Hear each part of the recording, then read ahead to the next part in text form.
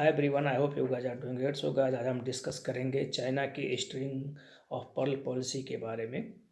अगर हम इस पे डिस्कस करें तो हम देखेंगे कि string of pearl policy of China का जो कॉन्सेप्ट दिया है वो एक तरीके से एक जियो पॉलिटिकल कॉन्सेप्ट है, जो कि यूएस की एक कंपनी बूज एलन हैमिल्टन के द्वारा दिया गया है।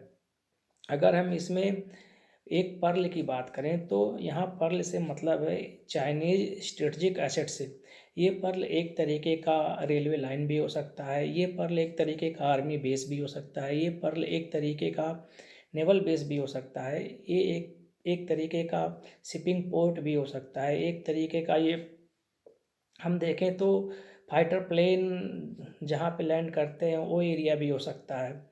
तो अगर हम बात करें तो हम ये देखते हैं कि जो है स्ट्रिंग ऑफ पर्ल पॉलिसी जो है एक तरीके से इंडिया को इनसर्किल करने की पॉलिसी है चाइना की, कि इंडिया को कैसे इनसर्किल किया जाए।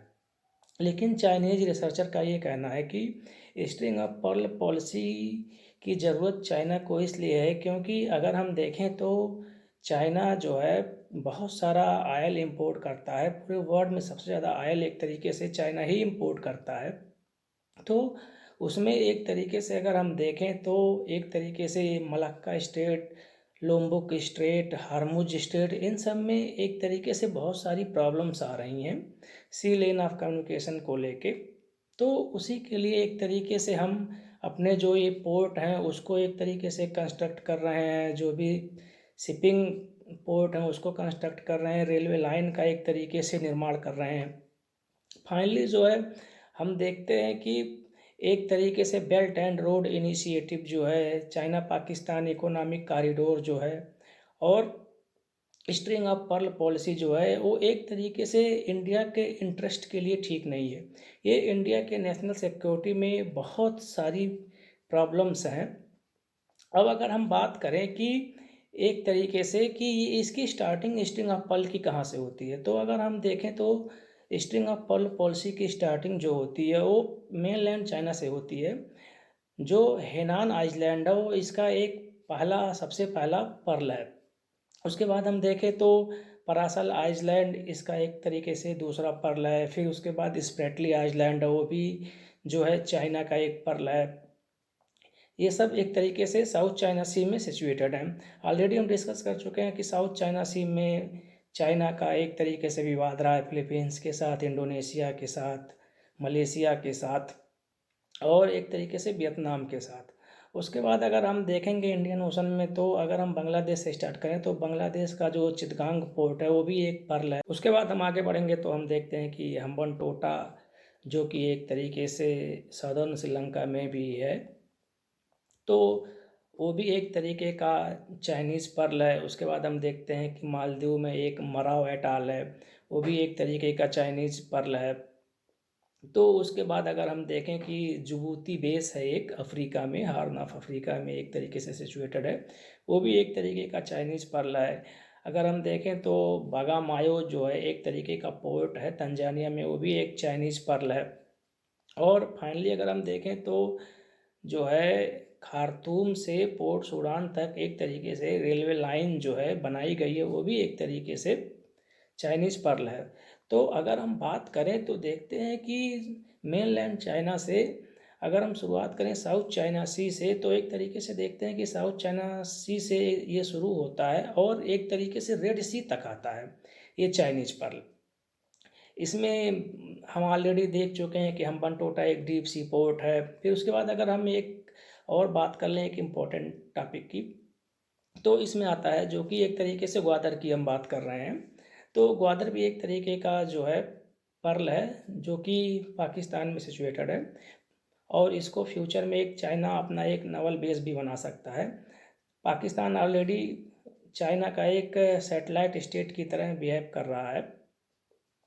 उसके बाद अगर हम देखें कि जो है स्टिंग अप पॉलिसी के रिस्पांस में दुनिया के जो भी देश हैं उनकी क्या प्रतिक्रिया है, तो अगर हम सबसे पहले इंडिया की बात करें तो हम देखेंगे कि इंडिया का जो रिलेशन रहा है वो सेंट्रल एशियन कंट्रीज जैसे तजाकिस्तान, उज्बेकिस्तान, तुर्कमेनिस्तान कजाकिस्तान, इन सब देशों के साथ बहुत अच्छा रहा है। और इंडिया का जो है तजाकिस्तान देश में एक बेस भी है।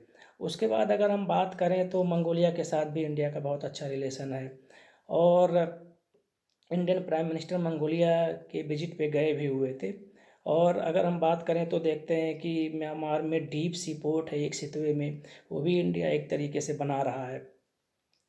उसके बाद हम देखते हैं कि अंडमान निकोबार में भी इंडिया का एक बेस है। और इंडिया और अमेरिका बहुत अच्छे एक तरीके से क्वाड का जो रीइस्टेब्लिशमेंट हुआ था 2017 में, वो भी एक तरीके से इसको काउंटर करने के लिए बनाया गया है, जिसमें इंडिया, ऑस्ट्रेलिया, जापान और यूनाइटेड स्टेट आते हैं। उसके बाद अगर हम देखें तो इंडियन पर्सपेक्टिव की, तो एक तरीके से इंडियन ओशन में इंडिया का पोजीशन बहुत स्ट्रांग है। अब हम यूनाइटेड स्टेट की बात कर लें। यूनाइटेड स्टेट जो है इस समय एशिया पाइवोट के कॉन्सेप्ट पे चल रहा है, जो कि ओबामा एडमिनिस्ट्रेशन के द्वारा दिया गया था। वो ये कहता है कि चाइनीज़ एग्रेशन को रोकने के लिए जो है एशिया पाइवोट का कॉन्सेप्ट बहुत ज़रूरी है।